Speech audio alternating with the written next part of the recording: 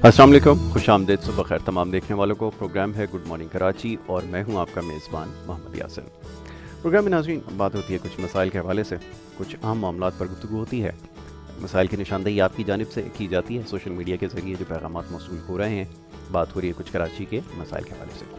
और पिछली कई नशिस्तों में कोशिश यही रही कि जो बल्दियाती इशूज़ हैं, जो मसाइल हैं, इसके ऊपर बात की जाए। मैं बार बार ये बात दोहराता हूँ अपने प्रोग्राम्स में कि सिर्फ कराची के मसाइल की नहीं, पूरे पाकिस्तान की मसाइल की कोशिश ये होती है कि बात की जाए, क्योंकि मुख्तलिफ मुल्क के हिस्सों से पैगामात मौसूल होते हैं। लोग अपनी जो परेशानियाँ हैं, मुश्किलात हैं, उसके बारे में हमें बताते हैं और हमारी कोशिश ये होती है कि उसके ऊपर बात की जाए, निशानदेही की जाए उन जगहों की जहाँ पर मामलात ख़राब हैं इस वक्त, और अथॉरिटीज़ को झंझोड़ा जाए। अब शहर कराची की बात कर लीजिए, मसाइल इतने सारे हैं, जिस तरह बिजली के, पानी के और दीगर जो बल्दियाती मसाइल हैं उसके हवाले से, तो सबसे ज़्यादा पैगामात क्योंकि यहाँ से मौसूल होते हैं, तो कोशिश यही होती है कि ज़्यादा से ज़्यादा इन मामलात पर गुफ्तगू की जाए। आज भी कोशिश यही होगी कि कुछ मामलात पर गुफ्तगू की जाए और जो सियासी जमातें यहाँ पर मुतहर्रिक हैं, जिनके ऊपर ज़िम्मेदारी आयद होती है, हुक्मरान जमात हो, इत्तेहादी उसकी जमातें हों, या सिंध हुकूमत हो, या जो भी हुकूमत पाकिस्तान में काम कर रही है, उसकी क्या ज़िम्मेदारी है, इस हवाले से हम कोशिश करते हैं कि बात करें। मुख्तलिफ पॉलिटिकल जो लीडर्स होते हैं, फिगर्स होते हैं, वो हमारे साथ इस प्रोग्राम में शरीक होते हैं और हफ्ते में 1 या 2 दिन कम से कम हमारी कोशिश यही होती है कि इन तमाम मामलात पर बात करें। तो बहरहाल सेहत से मुतालिक भी जैसे मैंने अर्ज़ किया था पिछले प्रोग्राम में कि बहुत सारे पैगामात मौसूल हो रहे हैं, तो गुजारिश है कि जनाब कोशिश यही होती है कि हफ्ते में 1 या 2 सेगमेंट ऐसे रखे जाएँ जिसमें डॉक्टर्स को मदऊ किया जाए और उनसे बात हमारी होती है। तो वो जो कल सवालात मौसूल हुए थे, अगली नशिस्त में इंशाल्लाह ज़रूर इसके ऊपर बात करेंगे। सबसे पहले तो अब मौजूद मेहमानों को यहाँ खुशामदीद करूँगा, फिर गुफ्तगू का आगाज़ करेंगे और आज भी कोशिश यही होगी कि जो इस वक्त मुल्की हालात हैं इसके हवाले से गुफ्तगू की जाए। ख़ास तौर पे इस ख़ित्ते में यहाँ पर जो सियासत हो रही है, जिस तरह के मामलात हैं, जिस तरह की एक तनाव की कैफियत है, इसकी क्या वजह है, इसके ऊपर आज बात करनी है। सबसे पहले खुशामदीद करूँगा राना गुलजार ताज साहब को, पाकिस्तान पीपल्स पार्टी के रहनुमा हैं। बहुत शुक्रिया कि उन्होंने हमें वक्त दिया, प्रोग्राम में हमारे साथ यहाँ पर शरीक हुए। उनके हमरा तशरीफ़ रखती हैं जी फौजिया सिद्दीकी, पाकिस्तान तहरीक इंसाफ से आपका ताल्लुक़ है। कराची शहर में काफ़ी मुतहर्रिक हैं, पाकिस्तान तहरीक इंसाफ की एक्टिव मेंबर हैं, इंफॉर्मेशन देखती हैं, उनको भी मैं खुशामदीद कहूँगा। बहुत शुक्रिया आपका फौजिया, आपने भी हमें वक्त दिया। राना साहब, सबसे पहले गुफ्तगू का आगाज़ आपके साथ, मुल्की सियासत जो आप देख रहे हैं इस वक्त, और ख़ास तौर पे इस वक्त जो सिंध के अंदर मामलात हैं, वफाक की जानिब से बहुत सारी चीज़ों की निशानदेही की जा रही है कि मामलात को ठीक तरह से नहीं चलाया जा रहा। क्या समझते हैं कि मामलात आपकी नज़र में ठीक हैं? वफाकी हुकूमत क्या अपनी ज़िम्मेदारियां पूरी कर रही है, जिसके हवाले से बार बार ही कहा जा रहा है कि वफाक जो है वो हुकूमत से ताउन नहीं कर रहा? क्या राय रखते हैं? बिस्मिल्लाहिर्रहमानिर्रहीम। यासिर भाई बहुत शुक्रिया, आपने बुलाया। देखिए, मेरी अपनी एक राय है इसमें जी। और वो राय ये है कि हमें महाज़राई नहीं करनी चाहिए, ठीक है। हमें काम करना चाहिए। ठीक। और 25 दिसंबर 2018 से जब ये इलेक्शन हुए, उस दिन से लेकर आज तक सिर्फ महाज़राई हो रही है, सियासत हो रही है, काम नहीं हो रहा। ठीक है। वो एक दूसरे पे इल्ज़ामात मुनासिब बात नहीं है। जी। होता ये है कि खान साहब ने जो कुछ अपोजिशन में जब थे और कैंटीनर पर थे, तो जो गुफ्तगू कर रहे थे, जी। वक्त आ गया है उस पे इम्प्लीमेंट होना चाहिए, उस पे अमल दरामद होना चाहिए और एक अच्छी हुक्मरानी साबित करनी चाहिए जो कुछ आप फरमा रहे हैं, जिसके दावे आपने किए थे। ठीक है। लेकिन बदकिस्मती है कि अब वो एक के बाद दीगरे उसको यू ट्रेन का नाम लेकर और अपने वादों से मुनहरिफ होते जा रहे हैं। ठीक है। जो मतलब कौम के लिए भी बड़ी लम्हे फ़िक्र है कि ये क्या हो रहा है। जी। बात हुकूमत सिंध की है, हुकूमत सिंध अपना काम कर भी रही है और मज़ीद कोशिश कर रही है। ठीक है। लेकिन फिर जब काम शुरू होता है तो वफाक की तरफ से गोलाबारी शुरू होती है, तो वो चीज़ें फिर रुकती हैं। ठीक है। देखिए, इसमें एक चीज़ होती है कि मैं तो ये कहता हूँ कि रोल मॉडल सबसे पहले खैबर पख्तूनख्वा बनना चाहिए। ठीक है। रोल मॉडल पंजाब बनना चाहिए, रोल मॉडल बनना चाहिए आपका बलूचिस्तान। ठीक। सिंध ठीक है, सिंध गलत है, ख़राब है, तो कौम फैसला करती है कि देखिए जी, सिंध वाले नालायक लोग हैं, और देखिए पंजाब के अंदर और खैबर पख्तूनख्वा के अंदर मसाइल दूर हो चुके हैं, बलूचिस्तान में दूर हो चुके हैं। तो कोताही हम सबकी है, हमें कोताहियों को दूर करना चाहिए। और जो कुछ हम कह रहे हैं, क्योंकि देखिए लीडर चेयरमैन बिलावल भुट्टो जरदारी साहब हों, लीडर इमरान खान साहब हों, लीडर नवाज शरीफ साहब, मौलाना फजल रहमान या दीगर जो भी हैं, कौम को इनसे बड़ी उम्मीदें वाबस्ता होती हैं। और जब कौम से कोई भी लीडर झूठ बोलेगा तो ये बड़ी तकलीफ दे बात होती है। तो कौम से झूठ नहीं बोलना चाहिए। ठीक है, मैं इसका ज़रा जवाब फौजिया से लेता हूँ। फौजिया बीबी, ये फरमाइए कि अभी राना साहब ने कहा कि जो बातें माजी में की गई थी जब वो अपोजिशन में थे, खान साहब, उस वक्त जो दावे किए गए थे वो क्यों वफा नहीं हो सके, क्यों फुलफ़िल नहीं कर पाए। दूसरी तरफ उन्होंने ये कहा कि जो इल्ज़ामात की सियासत हो रही है, तो तासुर ये मिल रहा है कि शायद इल्ज़ामात की सियासत का जो आगाज़ है वो आपकी जानिब से किया जा रहा है, क्योंकि इस वक्त आपके ऊपर ज़्यादा जिम्मेदारी आयद होती है। तो ये फरमाइए कि ये जो कन्फ्रंटेशन की तरफ जा रहे हैं, और एक और बड़ी इंपॉर्टेंट चीज़ जिसकी उन्होंने निशानदेही की है कि आप अगर समझते हैं कि सिंध की हुकूमत अगर ठीक काम नहीं कर रही, तो आप खैबर पख्तूनख्वा को ऐसा मिसाली सूबा बनाइए या ऐसे मिसाली काम कीजिए कि फिर उसको देखते हुए ये कहा जा सके कि जनाब ये बेहतरीन सूबा है और सिंध की हुकूमत जो है वो ठीक तरह से काम नहीं कर रही, लेकिन ऐसा नज़र होता नहीं आ रहा। फरमाइए, क्या कहना चाहेंगी? बिस्मिल्लाहिर्रहमानिर्रहीम। सबसे पहले तो यासिर आपका बहुत बहुत शुक्रिया कि आपने प्रोग्राम में मदऊ किया। और सबसे पहले मैं अपने जो अभी दो डॉक्टर्स जो कल हमारे शहीद हुए हैं कोरोना के हवाले से, उनके लिए मैं उनकी अहल खाना से ताज़ियत भी करती हूँ। और तमाम कोरोना के जो हमारे अफराद जो पाकिस्तान में इस वक्त इतनी मुश्किल में और शहीद भी हुए हैं, जो बीमार हैं, अल्लाह ताला उनको सबको सेहत अता करे। अच्छा, हम आते हैं इनकी तरफ।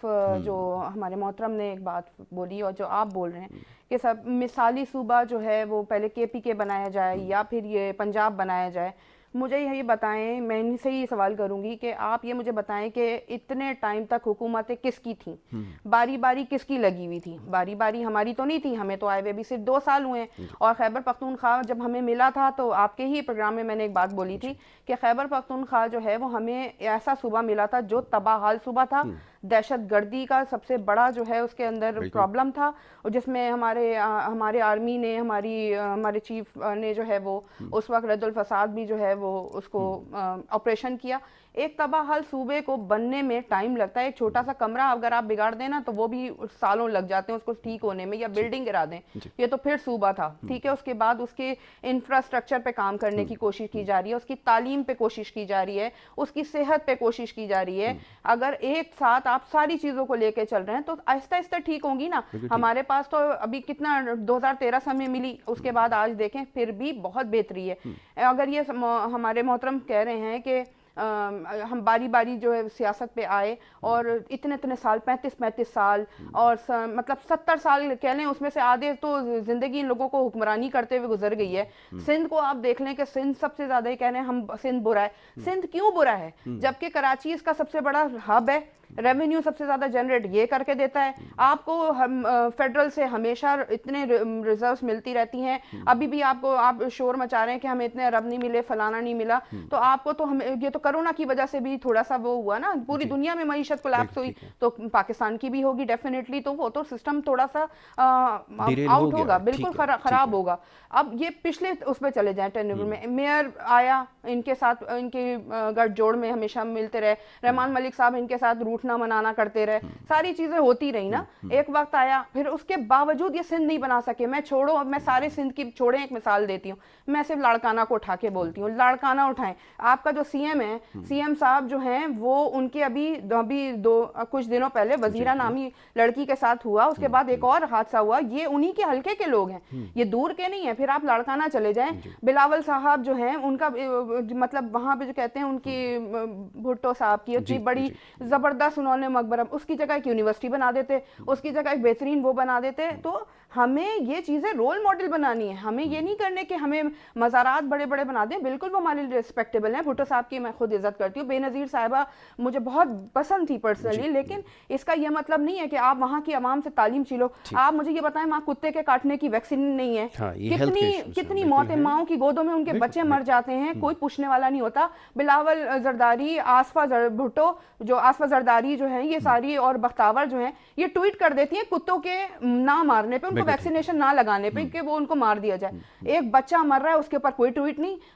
वजीना जो है वो किस तरीके से बेदर्दी से मार के जो है इंडस हाईवे पे उसको फेंक दिया गया, और उसको खुदकशी, वहां का वडेरा जो है लियास, उसको खुदकशी साबित करने पे तुला हुआ था, जिसकी वजह से वो सारा, फिर अगर मीडिया उसको हाईलाइट नहीं करता, पता नहीं कितनी वजीना रोज मर जाती हैं। ठीक है फौजिया, मैं जरा राना साहब से बात करता हूँ। आपने ठीक निशानदेही की, आपकी बात मैं इनके सामने रखता हूँ, इनसे जवाब लेता हूँ। राना साहब ये फरमाइएगा, जैसे अभी आपने कहा कि रोल मॉडल होना चाहिए, कोई ऐसा मिसाली काम होना चाहिए कि जिससे ये तासुर मिले कि जनाब सूबे सिंध से बेहतर काम जो है वो दीगर सूबों में हो रहा है। लेकिन अब फौजिया ने जिस चीज़ की निशानदेही की वो ये फरमा रही हैं कि अगर अपने हल्के के अंदर ही इतने मसाइल होंगे और अगर वहाँ पे ही अगर डेवलपमेंट या प्रोग्रेस नहीं होगी तो कैसे फिर उम्मीद रखी जाए कि पूरे सूबे के अंदर काम होंगे। इल्ज़ामात की सियासत की तरफ तो बाद में आएंगे, पहले तो रोल मॉडल की जैसे बात हो रही थी, तो अपने सूबे में और अपने हल्के में अगर काम नहीं होगा, जैसे भी हमने देखा है जो कुछ हो रहा है वो यकीनन उसके ऊपर तनकीद की जा रही है, तो इसकी तरफ क्यों अभी तक तवज्जो नहीं है, क्यों प्रोग्रेस नज़र नहीं आ रही?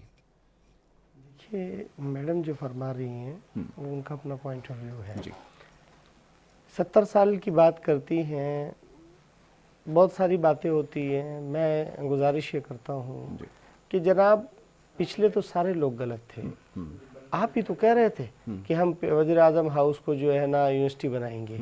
आप ही तो कह रहे थे कि हम गवर्नर हाउस को जो है हम जो है वो मतलब ये है कि तालीमी इदारों में करें। तो आज ठीक है, पिछले लोग गलत थे, अल्लाह ताला ने आपको मनसब दिया है। आज आप गवर्नर हाउस के अंदर तो फैमिलियां, बल्कि फैमिलियों की भी फैमिलियां लेकर बैठे हुए हैं, तो आपने अमल क्यों नहीं किया? अमल आप करें ना।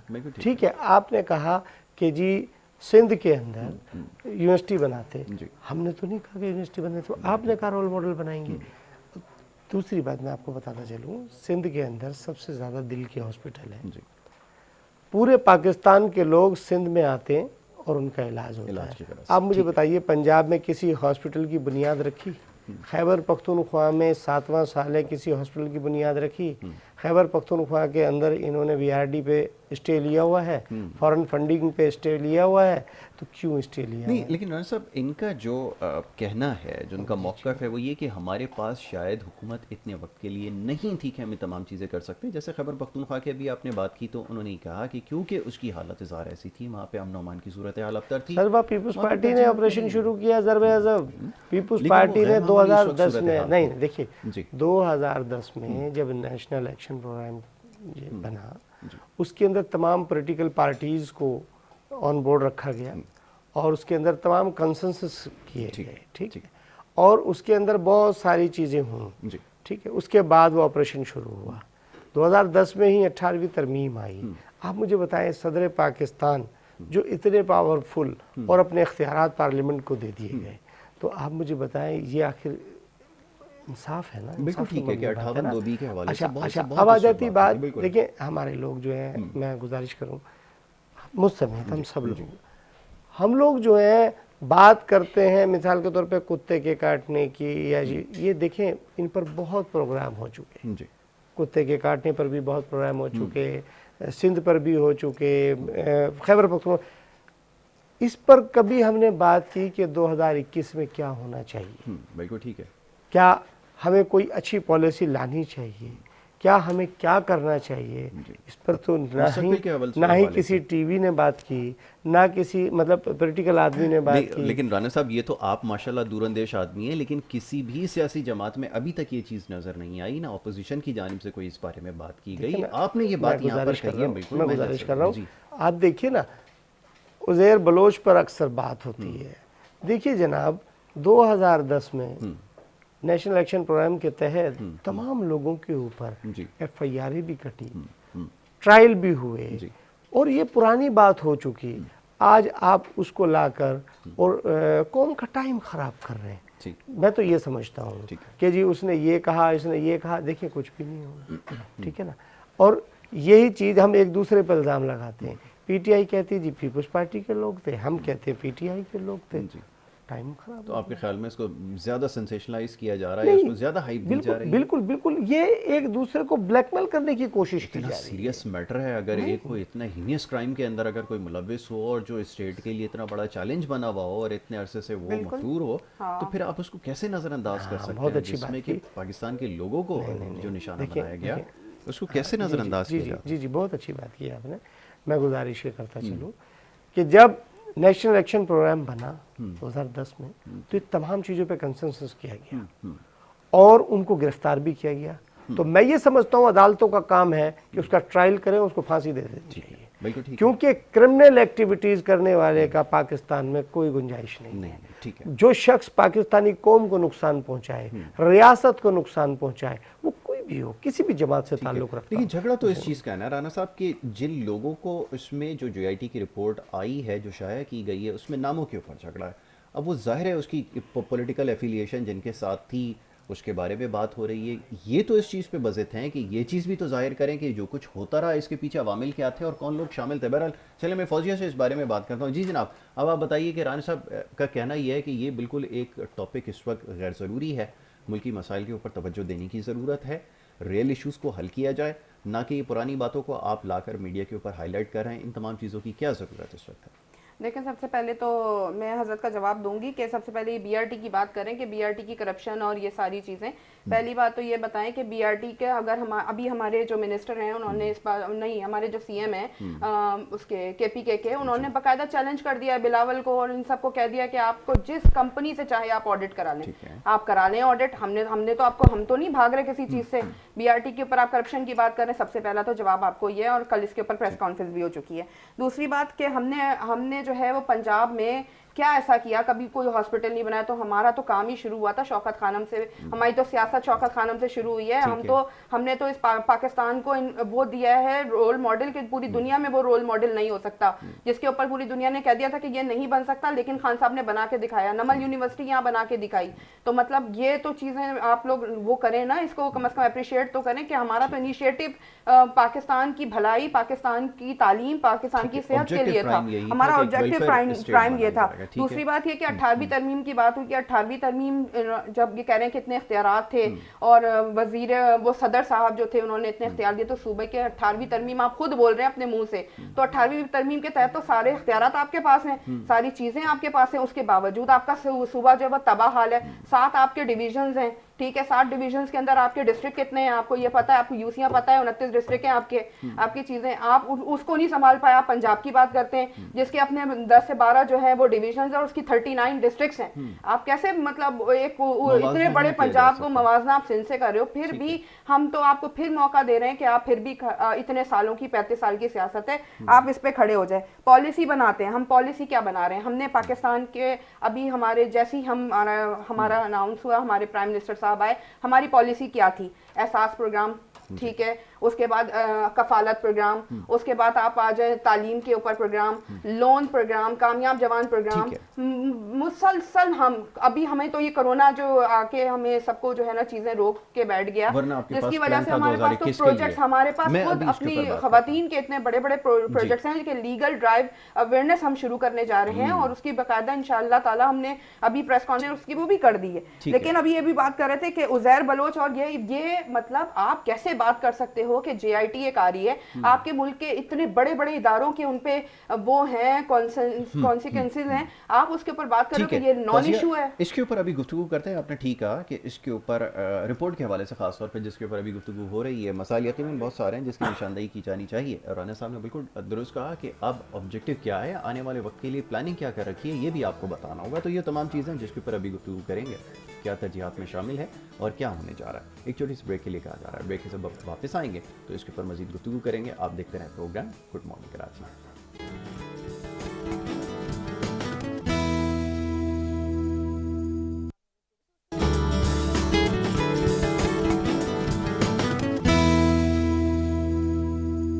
Welcome back once again. आप देख रहे हैं programme good morning Karachi. Break पे जाने से पहले हमारी गुफ्तगू हो रही थी कुछ मसाइल के हवाले से, जो सियासत है और जो इस वक्त तर्ज अमल है सियासतदानों का, इसके हवाले से बात हो रही थी। और क्या ये बात बिल्कुल दुरुस्त है, राना साहब ने ब्रेक पे जाने से पहले जिसका तस्करा किया कि आने वाले वक्त के लिए कोई तैयारी है या मैं सिर्फ इल्ज़ामात ही एक दूसरे पर लगते रहेंगे। राना साहब, अब ये जिसका अभी तस्करा थोड़ी देर पहले यहाँ पर हुआ है, क्योंकि ये मसला इतना संगीन है और माजी में भी यही कुछ होता आया है कि सियासी जमातों ने मुख्तलिफ अपने विंग्स बनाए, लोगों का इस्तेमाल किया है, सब कुछ होता रहा। अगर ऐसे लोगों को कैफिर किरदार तक नहीं पहुँचाया जाएगा तो ये भी एक बहुत बड़ा मसला है जो पाकिस्तान की अमन की राह में रुकावट रहा है और इसकी तरक्की की राह में रुकावट रहा है। अगर इस चीज़ की डिमांड वफाकी हुकूमत करती है कि जैसे पिछले वक्त में ये दावा किया गया पाकिस्तान पीपल्स पार्टी की जानिब से कि हमने जराइम का ख़ात्मा किया, ऐसे लोगों को गिरफ़्तार करवाया और जराइम की सरकोबी की, लेकिन अगर उनको नहीं पूरी तरह एक्सपोज किया जाएगा तो फिर ये तो ज़्यादती होगी और वो इसी चीज़ की डिमांड कर रहे हैं, इसका तकाजा कर रहे हैं। लेकिन हो ये रहा है कि अब उनके ख़िलाफ़ ही एक आप समझ लें कि चार्जशीट बना के डाल दी गई है, फिर एक प्रेस कॉन्फ्रेंस की गई, फिर सईद गनी साहब कुछ चीज़ें मंजर आम पर लाए, तो इससे मामला और तूल पकड़ता जा रहा है। तो इसका मकसद ये है कि अगर जिन चीज़ों की निशानदही की जा रही है अगर उसकी तस्हीह की जाए या मामले को अदालत में अगर लेकर जाएँ तो ज़्यादा बेहतर नहीं होगा। अगर अली ज़ैदी साहब फरमा रहे हैं कि अगर इसमें जो लोग जिनको कहने पर ये सब कुछ होता रहा, अगर पीपल्स पार्टी समझती है कि ये गलत हो रहा है तो अदालत से रुजू कर सकते हैं, ऐसा क्यों नहीं है? बहुत अच्छी बात है कि जराइम पेशाओं की सरकोबी होनी चाहिए और हमने की जी। देखिए, उज़ैर बलोच का नाम पीपल्स पार्टी से जोड़ना ये ज़्यादती है, क्योंकि उज़ैर बलोच जितने भी क्रिमिनल्स हैं उनके ख़िलाफ़ पीपल्स पार्टी ने ही ऑपरेशन शुरू किया। और मैं आपको बताता चलूँ, इस शहर कराची में पाकिस्तान पीपल्स पार्टी के सैकड़ों कारकुन शहीद हुए और इन्हीं क्रिमिनल्स ने उनको मारा। आपको पता है कि एक पॉलिटिकल वर्कर जो है वो 20 साल में तैयार होता है जी। और ये जालिम एक गोली में उसको ख़त्म कर देता है। ऐसे ही तो पीपल्स पार्टी को सबसे बड़ा नुकसान हुआ है इस शहर में इस चीज़ से कि जो कुछ ये दहशतगर्दी हुई है। अब ये लोग जोड़ते हैं उज़ैर बलोच को पीपल्स पार्टी से। देखिए, वो हबीब जान है, उज़ैर बलोच, ये तमाम लोग PTI में शामिल हो जिसकी फुटेज भी आई है और बहुत कुछ चीज़ें हैं। नहीं, फुटेज की तरफ तो मैं नहीं जाता, मैं गुजारिश करूं, ये PTI में शामिल हो गए, ये PTI में शामिल, उसकी भी तरदीद नहीं हुई। मैं आपसे कह रहा हूँ ये PTI में शामिल हुए। हबीब जान ने बाकायदा लंदन से बयान भी दिया, माजी में किसके लिए क्योंकि साथ थे। मैं आपसे कह रहा हूँ ना, देखिए रही अब पीपल्स पार्टी, देखिए मैंने आपसे कहा ना कि अगर वो हमारे लोग होते तो उन्होंने हमारे कारकुनों को क्यों शहीद किया, उन क्रिमिनल्स ने हमें क्यों, हमारे लोगों को क्यों मारा। अच्छा, जाहिर है पॉलिटिकल आदमी जो होता है वो किसी भी जमात का हो वो निहत्था होता है और क्रिमिनल्स जो होता है वो ताकतवर होता है। तो पॉलिटिकल आदमी की दो ही बातें होती हैं, या तो उसको मार दिया जाता है या वो बेचारा खामोश बैठ जाता है। तो शहर में ऐसा ही कुछ होता रहा है। लेकिन मैं इस पर यह बात कहूँगा कि इसका अदालत फैसला करे और जितने क्रिमिनल्स हैं वो किसी भी जमात में हो, इनको सबको फांसी होनी चाहिए, ताकि आइंदा कोई भी शख्स अवाम पर तशद्दुद ना करे। क्योंकि पीपल्स पार्टी के पास कोई भी अस्करी विंग नहीं है और ना हम किसी भी अस्करी विंग पर यकीन रखते हैं। साथ ये भी समझते हैं कि जिन लोगों की ईमा पर ये तमाम काम होते रहे उनको भी शामिल करना चाहिए, उनको भी पकड़ना चाहिए, उनको भी निशाने इबरत बनाना चाहिए। देखिए सुनिए, अदालत में जब केस है तो अदालतों को उन सबको बुलाना चाहिए कि आइए और ये आपका नाम ले रहे हैं, इस पे बताइए क्या वजह है। ऐसा ही होना चाहिए। अभी उज़ैर बलोच साहब को अदालत में पेश किया गया और उन्होंने तमाम अपने बयान और तमाम चीज़ों से मुनहरिफ हो गए कि जी मेरे से तो कोई ऐसा नहीं मामला।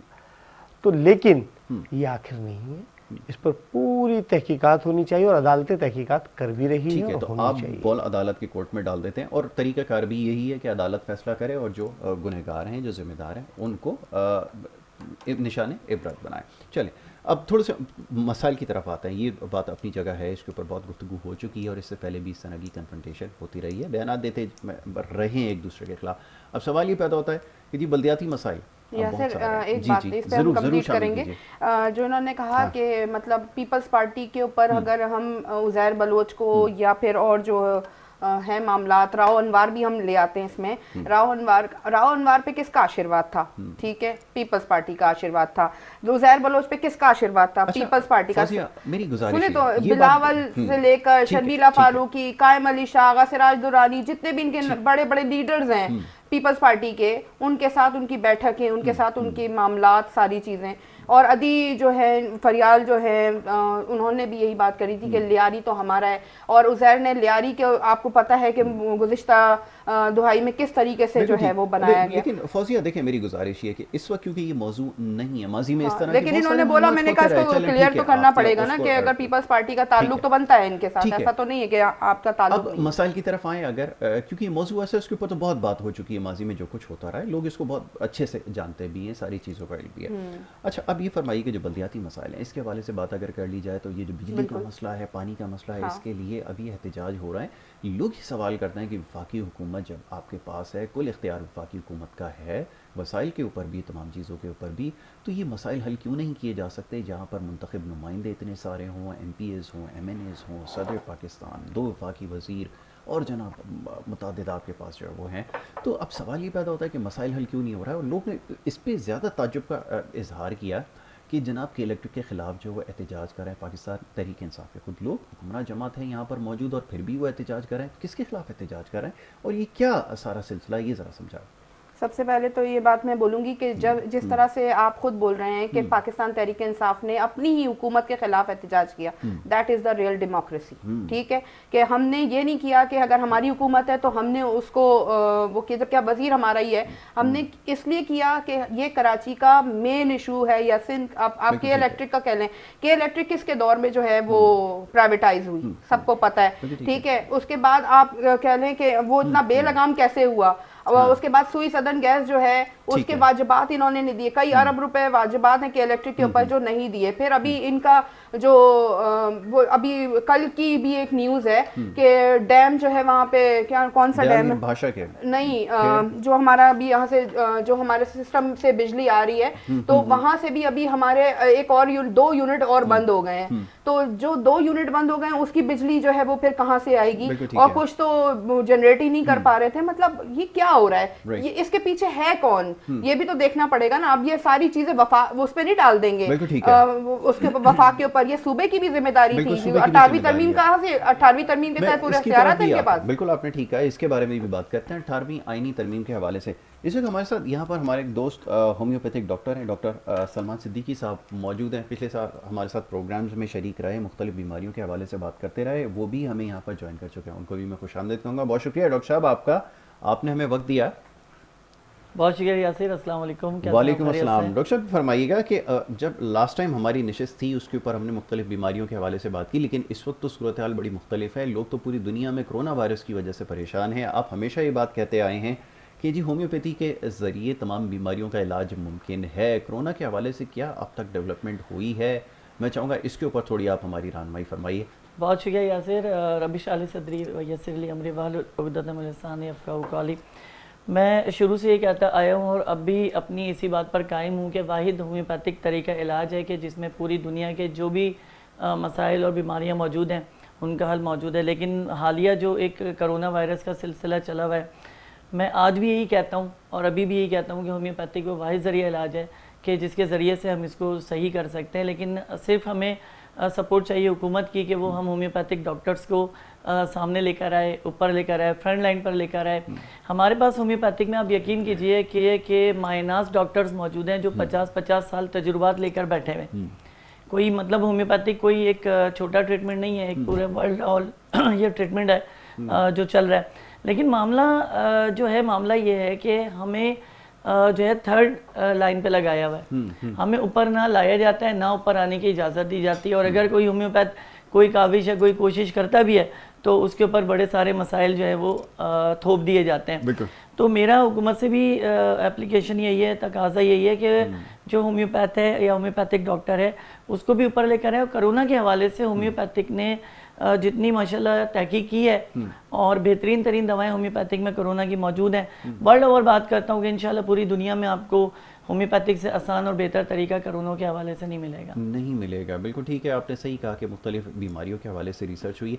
ये क्या कन्वेंशनल तरीके से ट्रीटमेंट होती है? क्योंकि यहाँ पर जो अभी तक जो लंग्स के लिए जो मुख्तलिफ बीमारियाँ, रेस्पिरेटरी इशूज़ हैं, उसके लिए इस्तेमाल होती हैं मेडिसिन, उसी के ज़रिए एक्सपेरिमेंट किया जा रहा है। क्या आपके यहाँ भी ऐसा ही हो रहा है कि वो जो लंग्स की ख़ास तौर पर और जिनको ब्रीदिंग में प्रॉब्लम है, एस्थमेटिक पेशेंट्स हैं, जो उनको ट्रीट करने के लिए मेडिसिन हैं, उन्हीं के ज़रिए ट्रीट किया जा रहा है या कोई और तरीके पे भी काम हो रहा है? यासिर, बहुत अच्छा सवाल है। मैं इसको थोड़ा सा आगे बढ़ाऊंगा सवाल को कि हमारे यहाँ होम्योपैथिक में जानवरों पर तजुर्बे नहीं होते। चूहे, बिल्ली, कुत्ते, बंदर, गधे, घोड़े, इस पे हम लोग काम नहीं करते। हम डायरेक्ट इंसान पे तजुर्बात होते हैं, जो दवा तैयार की जाती है वो अप्लाई की जाती है और उसी के सिम्टम्स जब सामने आते हैं तो उसी को मार्केट जो है वो किया जाता है। ठीक है। जहाँ तक कोरोना का हवाला, कोरोना जो है नमूनिया की थर्ड फॉर्म है। यानी जब नमूनिया होता है तो सांस का फूलना और बलगम आना नाली में शुरू हो जाता है। दूसरा दर्जा जो है उसके साथ साथ बुखार का शुरू हो जाता है और आखिरी दर्जा ये होता है कि गला पेशेंट का बंद हो जाता है और उसके फेफड़े जो है वो सिकुड़ना शुरू हो जाते हैं। यानी आप ब्रोंकाइटिस उसको कह सकते हैं कि वो सिकुड़ना शुरू होते हैं और उन्हें या तो मरीज को मसनूई सांस देने की ज़रूरत पड़ती है या फिर मरीज एक्सपायर हो जाता है। लेकिन हमारी होम्योपैथिक में अगर ये चीज़ पहले ही पता चल जाए कि पहले ही स्टेज अगर चल रहा है इसका, तो आप यकीन करें कि इंशाअल्लाह ताला अगर वो पॉजिटिव भी है, अगर वो पॉजिटिव भी है तो होम्योपैथिक में इसका इलाज इस तरह मौजूद है कि वो नेगेटिव आएगा उसका रिजल्ट जो है और माशाल्लाह मरीज जिंदा भी रहेगा, खुश भी रहेगा और परफेक्ट भी रहेगा। ठीक है, तो ये डिटर्मिन हो गया कि इसमें भी 3 स्टेजेस हैं, जिसके अंदर पहले आपको थोड़ा सा इशू होता है, ब्रीदिंग का प्रॉब्लम हो सकता है, सोर थ्रोट हो सकती है, फिर उसके जो लास्ट स्टेज है उसके अंदर जाकर आपको जो है फिर लंग्स फेलियर की तरफ जाते हैं। ऐसा ही है ये डिटर्मिन होता है। ये यासिर के देखिए जैसे गाड़ी का टायर पंचर हो जाता है ना और हम डिटाई के साथ उसे खींचते रहते हैं तो फिर आखिरी में ये होता है कि टायर बदलना पड़ जाता है। ऐसा ही है, ठीक है। तो पंचर की गुंजाइश रहती नहीं है, चाहे वो कोई भी तरीका है इलाज हो, पहले स्टेप पे उसको कवर करना चाहिए। ठीक है, ठीक है सलमान, अब मजीद इसके ऊपर गुफ्तगू करते हैं। राना साहब, अब से कुछ देर पहले बात हो रही थी कुछ मसाइल के हवाले से। फौजिया साहब ने कहा कि ये भी रिवायत हमने डाल दी है कि वो जो एक हमेशा से एक आप समझ लें कि एक जमूर बना हुआ था कि आप हुकूमत में रहते हुए अपनी किसी पॉलिसी के ऊपर तनकीद नहीं कर सकते थे, उसको इन्होंने तोड़ दिया है कि जनाब अपनी हुकूमत के ख़िलाफ़ एहतजाज भी कर दिया, अकाउंटेबिलिटी की बुनियाद भी डाल दी कि जिन लोगों के ख़िलाफ़ नाम आए मुख्तलिफ स्कैंडल्स के अंदर उनको जो है उन्होंने ग्रिल भी कर लिया, अपने ही लोगों के ख़िलाफ़ नैब के केसेस भी खुलवा दिए। ये तमाम चीज़ें ये पाकिस्तान तहरीक इंसाफ कहती है कि ये हमारा खासा रहा कि हमने पाकिस्तान में जो रिवायती सियासत थी उसको तब्दील कर दिया। क्या कहना चाहेंगे? बहुत अच्छी बात है जी, इन्होंने अगर ऐसा किया है, लेकिन मैं गुजारिश ये करूँ कि जो लोग अपनी हुकूमत के ख़िलाफ़ एहतजाज करते हैं, MPA MNA ज़रूर, तो इस बात से ये मेरी नज़र में ये बात साबित होती है कि हुक्मरानी के लायक नहीं है। अच्छा, इनको एडमिनिस्ट्रेशन पर उबूर हासिल नहीं है, इनकी एडमिनिस्ट्रेशन फेलियर है। नहीं राना साहब, ये ज़रा फरमाइए कि ऐसा क्यों है कि अगर आप डेमोक्रेसी के अंदर एहतजाज के ऊपर यकीन रखते हैं और जमहूरियत का अगर ये हिस्सा है तो एहतजाज करना या किसी चीज़ को पावर करा देना कैसे आप समझते सिर्फ ऑपोजिशन का राइट है? अच्छा, देखिए एडमिनिस्ट्रेशन पावर जब आपके पास है उसका सही इस्तेमाल आप नहीं कर रहे तो इसका मतलब ये हो रहा है कि आप उसका सही इस्तेमाल नहीं कर रहे तो आप एहतजाज पे जा रहे हैं ना। अच्छा, आप ये समझते हैं कि एडमिनिस्ट्रेशन हुकूमत गुजारिश, हुकूमत आपके पास है, एडमिनिस्ट्रेशन पावर आपके पास है, तो आप एहतजाज क्यों कर रहे हैं? आपके पास तो पावर्स हैं, आप इस्तेमाल करें। आप के इलेक्ट्रिक मिसाल के तौर पे परवेज मुशर्रफ साहब ने इसको प्राइवेटाइजेशन किया था, के इलेक्ट्रिक काम सही नहीं कर रही। इसके सबसे पहली बात तो ये है कि आप सरकार हैं और अभी मैडम कह रही थी 18वीं तरमीम के तहत के इलेक्ट्रिक सूबे के उसमें नहीं आती क्योंकि इसके बोर्ड है और वो बोर्ड वफाक के मातहत है। ठीक है जी। दूसरी बात इसमें ये होती है कि या तो इसको हुकूमती तहवील में ले लिया जाए, अगर हुकूमती तहवील में नहीं लेते तो के इलेक्ट्रिक को हमारे कराची में मिसाल के तौर पर 6 डिस्ट्रिक्ट है तो इसमें 6 कंपनियां बना दी जाएं और 6 डिस्ट्रिक्ट की अलग अलग कंपनी हो जाए। पार्टी ने क्यों नहीं किया? आपके दौर में भी तो के इलेक्ट्रिक मौजूद थी, चाहते तो उसको आप नेशनलाइज कर लेते माजी में जैसे किया था और फिर ये सारे मसाइल हल कर देते। मैंने आपसे गुजारिश की, लगा दी थी कंपनीज को। नहीं, बहुत अच्छी बात आपने की कि हमने क्यों नहीं किया।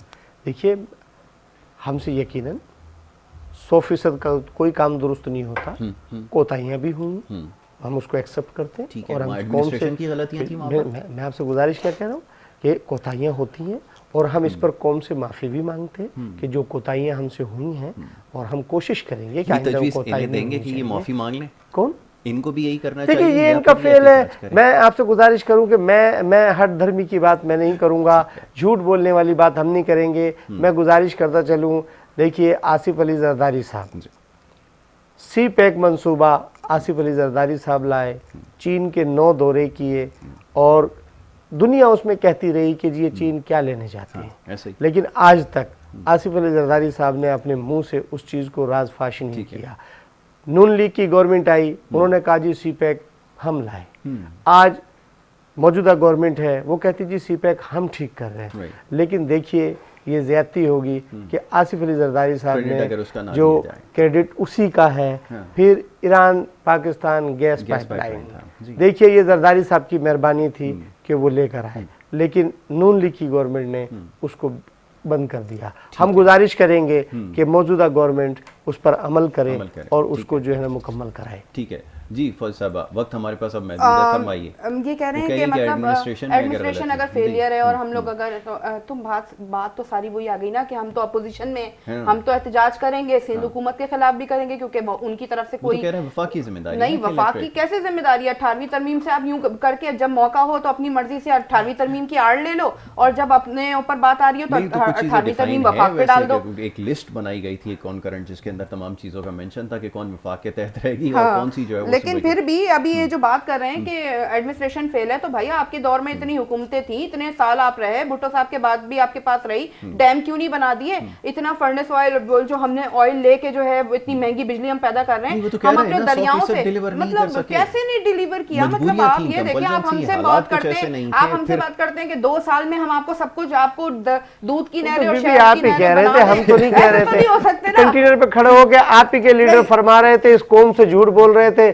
आज वो कहते हैं सादिक उल अमीन, बताए कि झूठे भी सादिक उल अमीन होते हैं। कोर्ट ने साबित किया सादिक उल अमीन। अरे कोर्ट है कि वो तो कौम के सामने झूठ बोल रहे हैं। क्या झूठ बोल रहे हैं? वो तो कौम के सामने कंटेनर पे खड़े होकर झूठ बोला। पार्लियामेंट के अंदर वो कह रहे हैं कि हम इस पार्लियामेंट में लानत भेजते हैं। एक दूसरे की मुखमुका चल रहा था। हमारी पार्टी तो झूठ नहीं बोल रही। इमरान खान जिस स्टैंड पे खड़े थे आज भी वहीं खड़े हैं। ठीक है फौजिया, मेरे पास क्योंकि वक्त अब बिल्कुल महदूद है, लास्टली एक जुमला मैं चाहूँगा कि डॉक्टर सलमान सिद्दीकी से इस बारे में भी ज़रा बात हो जाए। डॉक्टर साहब, गुफ्तगू आप सुन रहे हैं, यकीनन आप इससे महसूस हो रहा है, मुझे लग भी रहा है, लेकिन मैं चाहूँगा थोड़ी सी कोरोना के हवाले से ज़रा गुफ्तगू कर ली जाए और ये ज़रा फरमा दीजिएगा कि एहतियात इसमें ज़रूर मलहूज़ उसका रखना है और एहतियात करनी है, कैसे मुमकिन हो ज़रा ये बताइए। और क्या कोई ऐसी मेडिसिन वगैरह है जिससे पहले से एहतियात की जा सकती है, दवाई अगर इस्तेमाल कर लें तो उससे बचा जा सकता है, कुछ ऐसा तरीका है? कुछ ये ज़रा बताएं। बहुत बहुत शुक्रिया यासिर।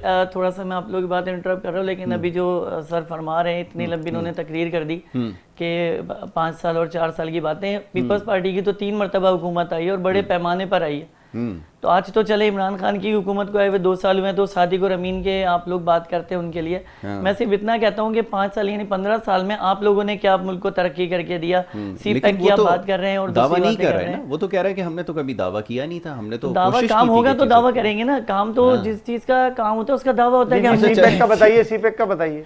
तो ये जो फरमा रहे हैं साहब, मैं सलमा चाहूंगा थोड़ी सी कोरोना के हवाले से जरा अभी जैसे चले भारत में कोरोना के हवाले से कर लेता हूं, लेकिन मैं इनकी गुफ्तगू सुन रहा था, जाहिर सी बात है मैं भी शऊर रखता हूं। आप डॉक्टरी की बात कीजिए या फिर आप सियासी बात कीजिए, आइए जवाब देंगे, भी कर लेंगे आपको जवाब देंगे बिल्कुल। चलिए मैं चाहूंगा डॉक्टर साहब थोड़ा सा इस बारे में बात कर लें जी। अच्छा देखिए, एहतियात के हवाले से ये है कि कोशिश ये करें कि अपने हाथ को बिल्कुल साफ सुथरा रखें, और अगर आपको हाथ मिलाना भी किसी से पड़ रहा है तो कोशिश कीजिए कि हाथ को वॉश कर लीजिए।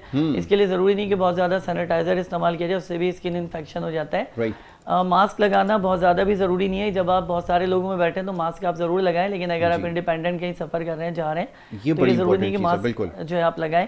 अपनी सफाई सुथराई का ख्याल है, क्योंकि दीन भी हमारे ये कहता है कि सफाई निस्फ़ ईमान है। तो जितना ज़्यादा आप, और इससे सबसे बेहतरीन जरिया वज़ू का, कि आप जितना ज़्यादा अपने आप को पॉजिटिव रखेंगे वज़ू के थ्रू, तो आप उतने ज़्यादा सेहत में रहेंगे। होम्योपैथिक में हमारे पास जो दवा मौजूद है वो डॉर्सरा है। अगर इस दवा को रोज़ाना 24 घंटे में 1 मरतबा भी 10 कतरे ले लिया जाए तो हिफ्ज़ मतक़द्दुम के तौर पे सबसे बड़ा फ़ायदा ये होता है कि अगर कोरोना का सीज़न चल रहा है या मोहल्ले में या ख़ानदान में घर में आ गया, तो उस पेशेंट को उस तरह हिट नहीं करेगा वो। बिल्कुल ठीक है। और अगर वो रेगुलर कुछ अरसे पहले से ही डोज ले रहा है तो बिल्कुल भी उसके जिस्म में ये वायरल जो है इन्फेक्शन नहीं करेगा। ठीक है, ठीक है डॉक्टर साहब, thank you so very much, बहुत शुक्रिया। एक ब्रेक के लिए कहा जा रहा है, ब्रेक लेनी है, ब्रेक के बाद वापस आएंगे, दूसरे सेगमेंट की तरफ बढ़ेंगे। कुछ और मामला हैं जिसके ऊपर हमने गुफ्तगू करनी है, आप देखते रहें गुड मॉर्निंग कराची।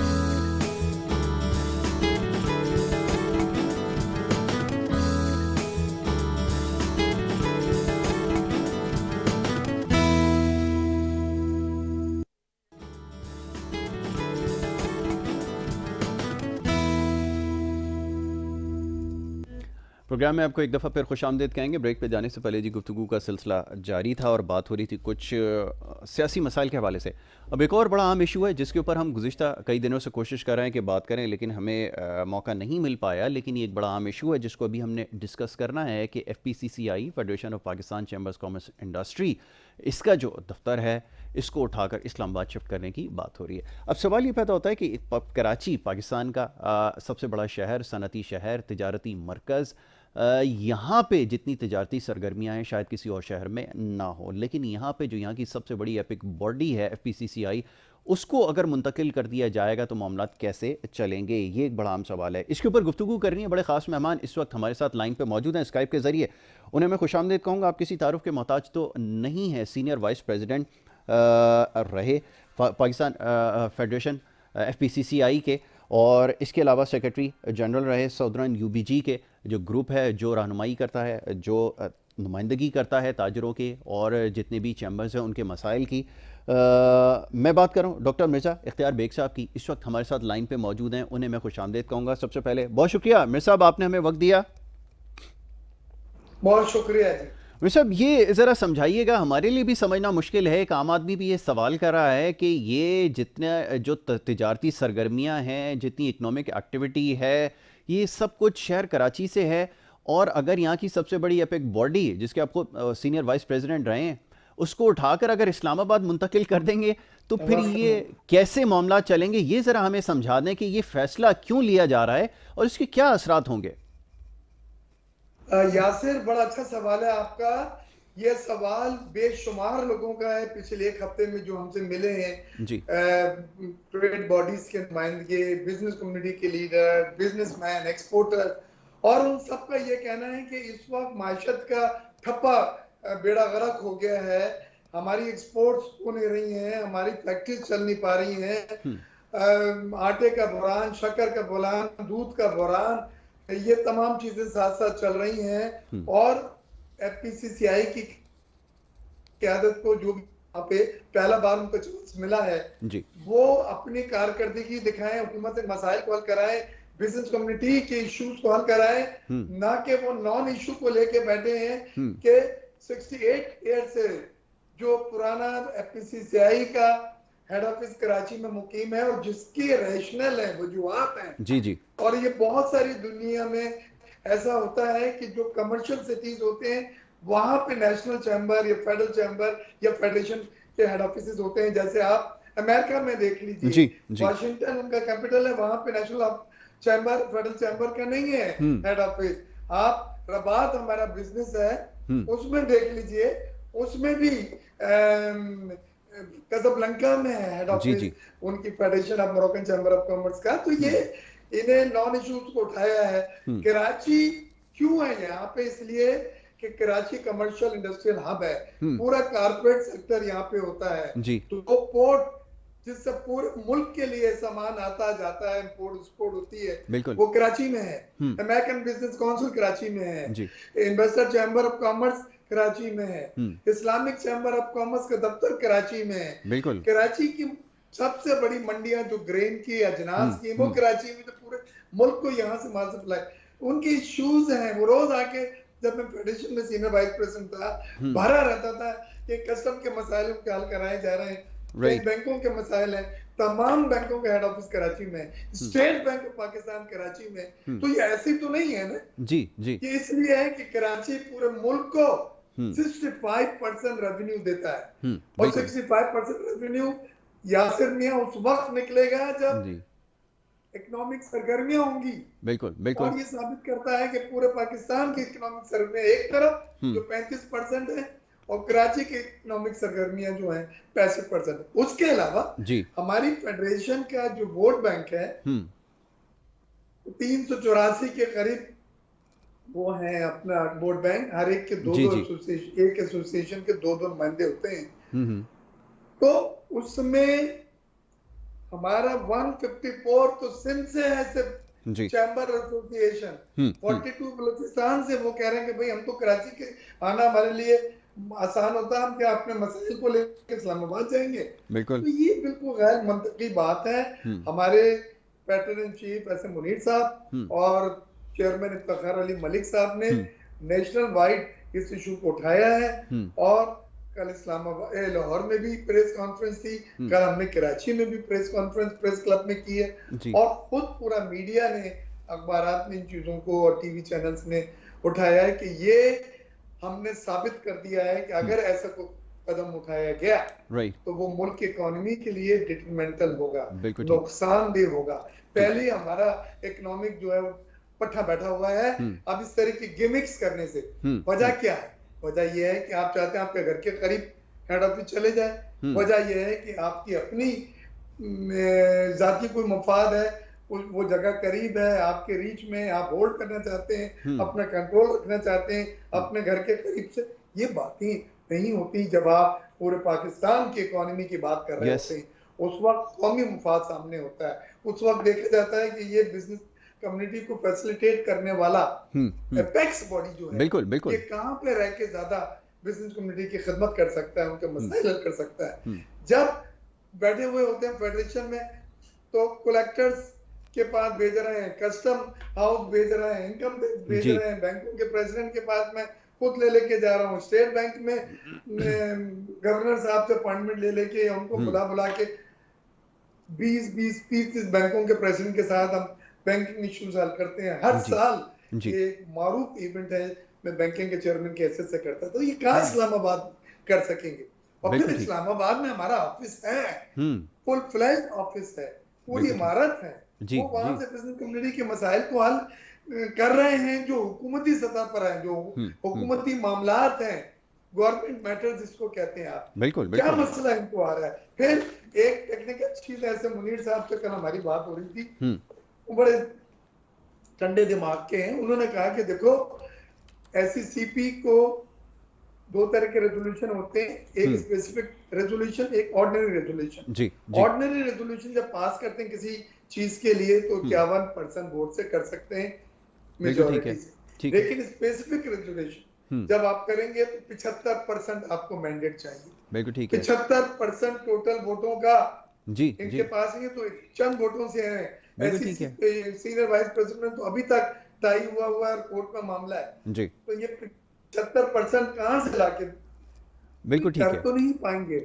आपके चैनल पे मैं ऑन रिकॉर्ड करके जा रहा हूँ कि ये नहीं कर पाएंगे, क्योंकि अंदर से लोगों ने बड़ी मजामत की। इनके अपने लोग बटे हुए, इनके अपने लोग कल टीवी पे एक प्रोग्राम में मेरे साथ उन्होंने बैठ के बाकी प्रिंसिपली हम वाकई में अपोज करते हैं, ये नुकसान पहुंचाएंगे, इससे नहीं होना चाहिए। ठीक है। अच्छा तो मिस साहब, जहाँ पे आपके अपने ग्रुप डिवाइडेड है। जी जी, मैं यही आपसे पूछना चाह रहा हूँ कि देखिए, एक पॉलिटिकल गिमिक आपने कहा कि ये लगता है और बाज़ाहिर मालूम भी ऐसा ही होता है, क्योंकि इस वक्त क्योंकि इकोनॉमिक चैलेंजेस इतने ज़्यादा स्वेयर हैं कि इस वक्त ऐसा फैसला समझना थोड़ा मुश्किल हो रहा है। अच्छा, फिर हम ये समझते हैं कि अब एक्सपोर्ट्स का, क्योंकि आप जो सेंटर है पाकिस्तान की टोटल एक्सपोर्ट्स का, वो आप समझ लिए कि शहर कराची को अगर मान लिया जाए तो यहाँ पे जो इश्यूज़ हैं उनको रिजॉल्व करने के लिए अभी तो हमारे पास ऑप्शन होता था, जैसे आपने कहा कि बैंकिंग के इश्यूज़ थे या दीगर हमारे और जो इकोनॉमिक के जो सेगमेंट्स है वो आपसे इंटरेक्शन रहता था। अगेन अब लोग भी ये पूछ रहे हैं कि अगर इस्लामाबाद में होगा, यहाँ तो छोटा बिजनेसमैन है उसका भी कंसर्न बढ़ गया है। वो कहता है कि जनाब हमारा तो एक ख्याल ये है कि प्राइम मिनिस्टर ऑफिस को, हाउस को कराची शिफ्ट किया जाए ताकि इंटरेक्शन बढ़े और ताकि मसाइल हल हो। ये तो यहाँ से इस्लामाबाद मूव करने की बात कर रहे हैं, ये क्यों होता क्यों है? इससे पहले डार साहब ने भी इस तरह का एक फैसला किया कि जनाब सेंट्रल बैंक को उठा के जो वो लाहौर शिफ्ट कर दिया जाए। ये फैसले क्यों किए जाते हैं? इनका क्या मकसद क्या है? क्योंकि यहाँ तो हमें, अभी हम बात कर रहे थे एक्सपोर्ट्स को प्रमोट करने की, बूस्ट करने की। अब दुनिया 40-45 बिलियन को नहीं पूछता, इससे आगे निकल गए। स्टिल अभी 20 से 25 बिलियन डॉलर के ऊपर हमें स्ट्रगल करना पड़ रहा है। इससे तो हमारे नंबर्स और ख़राब हो जाएंगे, डोंट यू थिंक सो? कि इसको तो और नुकसान पहुंचेगा टोटल हमारी ओवरऑल एक्सपोर्ट्स को। इन पर्टिकुलर अगर बात करें टेक्सटाइल की, वो तो आप ज़्यादा बेहतर जानते हैं, क्या कहेंगे? बिल्कुल आपने सही तज्जिया किया और बहुत मुनासिब बात की, बैलेंस आपने। यासिर, ये हमारे कौम का अलमिया है कि 70-71 साल में भी हम कौम नहीं बन सके। हम अब भी सूबाइयत बात करते हैं और इस तरह की बातें जिसमें कदूरतें पैदा हों दिलों में, जिसमें फर्क डाले जाएं, ये बातें कारपोरेट लेवल पे जेब नहीं देती। बिल्कुल। आप जो फेडरेशन है वो माँ है, मदर ऑफ ट्रेड बॉडीज है, पूरे पाकिस्तान की बिजनेस कम्युनिटी की एपेक्स बॉडी है। आपको मैं एक मिसाल दूं, पिछले साल जब मैं सीनियर वाइस प्रेसिडेंट था तो 30 साल के बाद पहली बार Islamic chamber of commerce and industry का बोर्ड ऑफ डायरेक्टर्स का और ईसीओ चैम्बर ऑफ कॉमर्स का, पूरे वहां के बिजनेस कम्युनिटी के तमाम चैम्बरों के सदूर और फेडरेशनों के सदूर यहाँ आए थे। तो 70 आदमी के करीब हमने किया था। ये इस्लामाबाद जाएंगे, रोज डेलीगेशन बाहर से आते हैं कराची में, इसलिए कि उन्हें पता है टेक्सटाइल का ले लें, लेदर का ले लें, केमिकल्स का ले लें, वो यहीं पे है। बिल्कुल मीटिंगें करते हैं। आप ऐसे तो नहीं है। बिल्कुल बिल्कुल। काउंसिल जनरल बनाए गए तमाम एम्बेसीज में, जिनका मैं प्रेसिडेंट हूँ, 80 तो ऑनरी काउंसिल है। वो इसलिए कि उनके ट्रेड के मसलों को कराची में बैठ के हल करें। उनकी एम्बेसी इस्लामाबाद में है, वो वहां से कर सकते हैं, लेकिन वहां कुछ नहीं है। ट्रेड एंड बिजनेस यहाँ है। बिल्कुल। तो खुदारा इस मुल्क को तो भाई की तरफ ना लेके जाएं। मैं बाखुदा एक सिर्फ पाकिस्तान होने के नाते बिजनेस कम्युनिटी से मेरा 30 साल का ताल्लुक है, लेकिन इस तरह की मैंने प्रपोजल और डिस्कशंस और इस तरह की सोच मैंने नहीं देखी, और इससे खुद नुकसान पहुंचा रहे हैं। लोग हैरान हैं कि भाई आप मसाइल हल कर रहे हैं, एक मसला आपने हल करा है तो बता दें पिछले 5 महीने में कोई मेजर ना मीटिंग हुई है, ना इंटरेक्शन हुआ है, ना कोई मसला। हम अब भी यूबीजी से स्टेट बैंक के मसाइल लोग आते हैं, पंजाब से यमन के चावल भेजे थे एलसीज के, $3 मिलियन की पेमेंट नहीं थी। फ्लोर मिल एसोसिएशन के लोग मुख्तार समाज थे, मिलेगी क्या? जी जी। इसी तरह तमाम एसोसिएशनों के मसाइल हम हल करा रहे हैं, लेकिन बहुत बुरी हालत है हमारी। ये तो मौका है कि आप दिलो जान से 1-1 मिनट बिजनेस कम्युनिटी के मसाइल को टेकअप करा के हल कराएं, मराद दिलाएं, ताकि उनकी फैक्ट्रीज बंद ना हो। आप लेकिन नॉन इशू को बैठ गए हैं, और ये यकीनन 5 अगस्त को जो जनरल बॉडी की मीटिंग है उसमें ये रिजेक्ट होगा, और हम भरपूर इसकी अपोजिशन कर रहे हैं और करेंगे। मीडिया ने हमारा साथ दिया है, हम बहुत मशकूर हैं। हमारे लीडरान जो हैं, एस मुनीर साहब और इफ्तिखार अली मलिक साहब, वो पूरे नेशनल बेसिस पे इसको टेकअप कर रहे हैं। वो पंजाब में आज इसीलिए कि ये हम नहीं समझते कि सिर्फ कराची का मसला, ये पाकिस्तान का मसला है, पाकिस्तान की इकोनॉमी का मसला है, बिजनेस कम्युनिटी है पाकिस्तान का मसला है। बिल्कुल ठीक है। मिस साहब ये बताइए कि और जो फेडरेशन में जो एसोसिएटेड आपके जो चैम्बर्स हैं, उन लोगों की क्या राय, उनसे इंटरेक्शन हो रही है इस सारे मामले पर? वो क्या फीडबैक दे रहे हैं, वो क्या समझ रहे हैं? क्योंकि पता ये सबको, ये आपने कहा ये बात सिर्फ कराची की, इस्लामाबाद की नहीं है, ये मुल्क की पूरी बात है।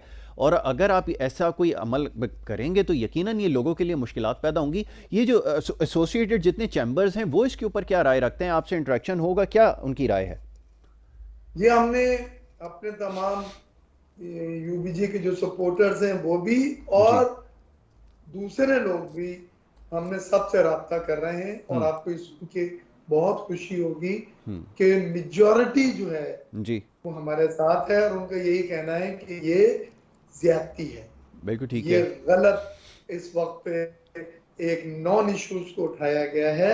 इस वक्त और प्रोडक्टिव चीजें हैं जिनमें आपको अपना वक्त सर्व करना चाहिए और मईशत की बहाली करें। आप एक तरफ हमारे पीआईए के इश्यूज हैं, एक तरफ हमें डाउनग्रेडिंग की जा रही है, एक्सपोर्ट्स नहीं हो रही है, ऑर्डर नहीं मिल रहा है, फिर मुल्क में बहरान चल रहा है, एक के बाद एक 28 रुपए के जब नान हो जाए तो 200 रुपए का टमाटर हो जाए और दूध जो है 150 रुपए का हो जाए जी। तो हमने जब से पैदा हुए हैं महंगाई जरूर सुनी, हमारी भी वालदा शिकायत करती थी जब हम सब्जी लेने जाते थे कि महंगी, लेकर आए हो, लेकिन ये महंगाई का लेवल हमने कभी नहीं देखा।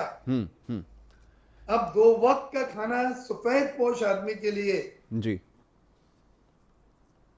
बिल्कुल बिल्कुल। ये वो वक्त है जब हमें हाथ में हाथ डाल के मुल्क के लिए और मुल्क की इकोनॉमी के लिए निकलना होगा। और यूबीजी उसके लिए अपने तौर पे अपने लीडरान की रहनुमाई में, हम ऑलरेडी पाकिस्तान में अभी भी हमने बहुत मसला करे। आपको पता है आपके प्रोग्राम में आपने मुझसे बात की थी जी पॉलिसी रेट की 13.25% का, 7% कराया है कि नहीं यासिर? जी बिल्कुल। और मैं यही कहता था आपके प्रोग्राम में कि ये तबाह बर्बादी कर रहा है, ना नए इन्वेस्टमेंट हो रहा है, फाइनेंशियल कॉस्ट बढ़ गई है लोगों की, और पाकिस्तान को 1% ज्यादा पॉलिसी रेट में 300 अरब रुपए इजाफी कर्ज पे सूद देना पड़ता है। बिल्कुल, तो अगर 5% कम हुआ तो 1500 अरब रुपए जो कम हो गए। आप ही के प्रोग्राम में मैंने ये तमाम स्टैटिस्टिक दिए थे और वो कम कराया हमने, लड़ के सिंगल डिजिट कराया। राइट। अच्छा मैं सब इस वक्त जरूरत इस बात की जी हम इश्यूज बेस्ड ट्रेड पॉलिटिक्स का। यस मिर साहब, मैं इसी तरफ आ रहा था कि देखें अब इशू ये है कि कोरोना के बाद आपने उस दिन निशानदेही की, लोगों ने उसको बड़ा अप्रिशिएट किया कि आपने बिल्कुल सही प्रिडिक्ट किया था कि आपका अब फोर्थ कमिंग जो चैलेंज है वो है अनएम्प्लॉयमेंट। उसके लिए कोई बात नहीं है, कोई प्लान नहीं है। हम यहाँ पर अब बेहतर ही होता है कि डिस्कस करते हैं कि इकोनॉमी का आपका रिवाइवल प्लान क्या होना चाहिए, आपकी डाउनग्रेडिंग हो रही है उसको कैसे बेहतर बनाते, सस्टेनेबिलिटी कैसे आती। लेकिन यहाँ तो मसला ये कि दफातर उठाकर जो है वहाँ पे शिफ्ट कर रहे हैं। मतलब कहाँ से शुरू करें? मतलब मैं अभी आपसे ये नहीं पूछ सकता क्योंकि अब ये एक मसला सामने आ गया है कि जो डाउनग्रेडिंग होगी, इकोनॉमी आपकी जो है वो एक डाउन साइड पर जाएगी, रिवाइवल कैसे होगा, अनएम्प्लॉयमेंट एक बहुत बड़ा चैलेंज है, उसको कैसे ओवरकम करेंगे, ये तो बात अब हम डिस्कस कर ही नहीं सकते अगर हम नॉन इश्यूज के ऊपर बात करेंगे। क्या समझते हैं? बहुत सही बात आपने कही। खुदारा समझें 71 साल में पहली बार इस बार -4 जीडीपी ग्रोथ हुई है, लोएस्ट पाकिस्तान की तारीख में जी। और आइंदा साल आने वाले 20-21 की जीडीपी ग्रोथ फोरकास्ट की गई है 1%। 1%। आप उनके प्लानिंग मिनिस्टर ने कहा है कि 1 करोड़ 80 लाख बेरोजगारियां होंगी, 10 लाख यूनिट बंद हो जाएंगे जी। और बाहर से लाखों जो आ रहे हैं 60 से यूएई से हैं, फिर कतर से हैं, फिर सऊदी अरब से हैं, और यूरोप अमेरिका से जो लोग आ रहे हैं वापस, गल्फ के वो लोग हैं कि जो जॉब छोड़कर आना पड़ रहा है, उनको निकाल दिया है। एक बात में बड़ी टेक्निकल बतला दूं, हमारी हुकूमत बड़ा फख्र से कह रही है कि रेमिटेंसेस हमारी 23 बिलियन हो जाएंगी, अभी भी रेमिटेंसेस उसी रफ्तार से आ रही है। तो मेरे भाई ये समझिए आप कि ये फुल एंड फाइनल सेटलमेंट है लोगों के, जो बेचारों ने आखिरी बार उन कंपनियों से वो काम करते थे और वो अपने वतन बेच के ताकि आने वाले वक्त में 2 वक्त की रोटी अपने बच्चों को दे सके, वो पाकिस्तान आ रहे हैं। अगर इन्हें जॉब दोबारा ना मिली, और जिसके बारे में कोई कुछ नहीं कह सकता कि ये कोविड-19 जो है ये कब खत्म होगा, सही होगा, तो रेमिटेंसेस में मैसिव डिक्लाइंस होगा, अनएम्प्लॉयमेंट होगी, जीडीपी ग्रोथ माइनस में जाएगी, तो आप कहाँ जाएंगे? सड़कों पे आएंगे। फिर महंगाई इतनी कर दी गई है, ट्रांसपोर्ट के किरायों में बढ़ रहा है, पेट्रोलियम के दामों में बढ़ रहा है। एक और बात बता दूं, बम पड़ने वाला है और वो अब ब्रेकिंग न्यूज आपके चैनल से करके जा रहा हूँ, और वो है कमर्शियल रेसिडेंशियल कंज्यूमर का जी पावर टैरिफ बढ़ाने जा रहे हैं, और जो सर्कुलर डेट है, जो गर्दिशी कर्जे हैं, वो उसमें पास ऑन कर देंगे टैरिफ बढ़ा के, ताकि वो खत्म हो सके। ये टैरिफ फिर हो जाएगा जो आप उसको छू नहीं सकेंगे। तो ये है फेडरेशन की क़यादत का काम, अभी से टेकअप करें। मैं बता रहा हूँ कि ये फाइनल स्टेज में बार कैबिनेट मीटिंग में डेफर हुआ है नेक्स्ट कैबिनेट मीटिंग के लिए कि राह हमवार की जाए, क्योंकि ये एटॉमिक बम की तरह होगा मुल्क में, बिल्कुल मैसिव इंपैक्ट होगा उससे। तो ये चीजें हैं। मेरी रिक्वेस्ट है एफपीसीसीआई की क़यादत से, हम साथ देने के लिए तैयार हैं। यूबीजी हमारे लीडर साहब ज़फ़र मलिक साहब ने कहा इन मौजू पे हम उनके साथ हैं।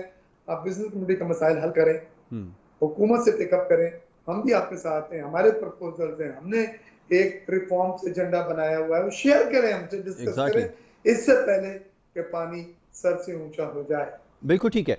वैसे साहब मुझे याद पड़ता है आपने जब वाइस प्रेसिडेंट थे आपके पास यहाँ 157 मालिक से डेलीगेशन भी आ रहे थे, वो सब कुछ आ रहे थे। अब मैं ये अगर समझता हूँ कि अगर इस्लामाबाद शिफ्ट हो जाता है तो फिर मैं वहाँ पे किससे रब्ता करूँगा, और क्या इस तरह की जो एक्टिविटीज़ हुआ करती थी जो आपने की थी, बड़ी फ्रीक्वेंटली आप इस तरह की एक्टिविटी करते थे इकोनॉमी के रिवाइवल के लिए, पाकिस्तान के एक्सपोजर के लिए, इसका मतलब है कि वो सारी फिर ख़त्म हो जाएंगी? देखें, ये हुकूमत कोशिश बहुत कर रही है। इन्होंने तामीराती पैकेज पे पूरी उम्मीदें उनकी वाबस्ता हैं, जिससे 30 शोबे मुंसलिक हैं। और स्टेट बैंक से इन्होंने एक अच्छी चीज की जो मैं हमेशा कहता था और आपके प्रोग्राम में भी कहता था कि सप्लाई साइड तो बढ़ जाएगी, लेकिन डिमांड साइड नहीं बढ़ रही है। और अब उन्होंने डिमांड साइड बढ़ाने के लिए बैंकों को 5% पोर्टफोलियो रखने की हिदायत दी है, कर्जे 5% शरह सूद के ऊपर। तो उम्मीद है कि अब डिमांड साइड जब बढ़ेगी तो तामीराती शोबे में बूम आएगा। लेकिन तामीराती शोबे के अलावा जो बड़े शोबे हैं, जिनमें मैंने आपको भी कहा था, एग्रीकल्चर का शोबा है, डेयरीज का शोबा है, लाइव स्टॉक का शोबा है, फिशरीज का शोबा है, इंफॉर्मेशन टेक्नोलॉजी का शोबा है, और डोमेस्टिक कॉमर्स का शोबा है। ये वो शोबे हैं, इसके ऊपर भी नई पॉलिसी लाएं, पैकेजिंग प्रोसेसिंग इंडस्ट्री को बूस्ट करें। आप, मुझे याद है जब नया नया लॉकडाउन हुआ था जी और कोविड-19 आया था, घरों में लोग बंद हो गए थे, तो दूध जो है वो हजारों लीटर नालियों में बहाया गया था, क्योंकि उसकी प्रोसेसिंग एंड पैकेजिंग इंडस्ट्री नहीं थी। बिल्कुल। फल और सब्जियां जाया हुई थी, क्योंकि उनकी प्रोसेसिंग रेफ्रिजरेटेड पैकेजिंग इंडस्ट्रीज नहीं। तो अब आपको एक नए अंदाज में सोचना पड़ेगा। दुनिया के तौर तरीके बदल गए, अब हम एक नई दुनिया में दाखिल हो रहे हैं, उसकी रिक्वायरमेंट डिफरेंट है। अब वो रिक्वायरमेंट ये कहती है, जो चीजें मैंने आपको बताई, अब हमें इसकी तरफ फोकस करना। इंडस्ट्री ने इतनी जल्दी नहीं उठना कि आप समझते हैं कि वो 15 दिन में दोबारा खड़ी हो जाएगी, और मुमकिन नहीं है। बिल्कुल, ये साइकिल होता है, बिल्कुल ये साइकिल टूट चुका है, बिल्कुल टाइम लगेगा। लिहाजा आप ऑल्टरनेटिव शोबे जो है, मुतबादल शोबे जो हैं, उनको आप फोकस करें और उसमें नई पॉलिसी रिफॉर्म्स लाएं, नई सरमायाकारी उसमें अट्रैक्ट करें, ताकि वो शोबे जो है उसमें बहुत पोटेंशियल है। एग्रीकल्चर में आप गल्फ कंट्रीज, जितनी गल्फ कंट्रीज हैं, जीसीसी कंट्रीज, वो आपसे बैक कर रहे हैं कि हमें फूड सिक्योरिटी दे दें आप, ग्रेन्स में, राइस में, चावल में। और आपके बाद क्यूबी जॉइंट बिजनेस काउंसिल की मीटिंग है, उसमें भी ये तजवीज दी गई है। तो कहने का मकसद मेरा ये कि हमने सोचने का अंदाज बदलने हो रही है। बिजनेस कम्युनिटी की क़यादत का काम है कि ये हुकूमत को दिखाएं। हुकूमत तो बिजनेस नहीं करती, हमें पता है अब चीज के लिए आवाजें आ रही है, और किस चीज के लिए जो आवाजें बहुत जोर से आती थी अब हल्की आ रही। बिल्कुल ठीक है, उसी राह पे चलना होगा। ठीक है मिर्ज़ा साहब, thank you so very much, बहुत शुक्रिया। आपने कीमती वक्त हमें दिया, हमारे साथ प्रोग्राम में शरीक हुए, और बड़े खुल के तमाम चीज़ों की आपने वजाहत की और निशानदेही भी की जो इस वक्त की ज़रूरत है। बात यही है कि ये एक बड़ी एक अहम इशू इस वक्त बन गया है। होना तो ये चाहिए था कि हम इकानमी के रिवाइवल के हवाले से बात करते, मिर्ज़ा साहब से ये जानते कि हम अपनी एक्सपोर्ट्स को कैसे बूस्ट करते, वो में बताते। लेकिन अब हो ये रहा है कि यहाँ से जो फेडरेशन का दफ्तर है इस्लामाबाद, जो वो शिफ्ट करने की बात कर रहे हैं, इस वक्त इसकी क्या ज़रूरत पेश आई, ये जानने की कोशिश हमने की। बहरहाल जी, इसके ऊपर मौजू ये हमारा रहेगा, कल भी इंशाल्लाह इसके ऊपर हमें गुफ्तगू करनी है। आज क्योंकि हमारे प्रोग्राम का वक्त यहाँ पे ख़त्म हो गया है, कल इंशाल्लाह इसी प्रोग्राम में दोबारा मुलाकात होगी। मोहम्मद यासिर को और हमारी टीम को दीजिए इजाज़त, अल्लाह ने के बाद।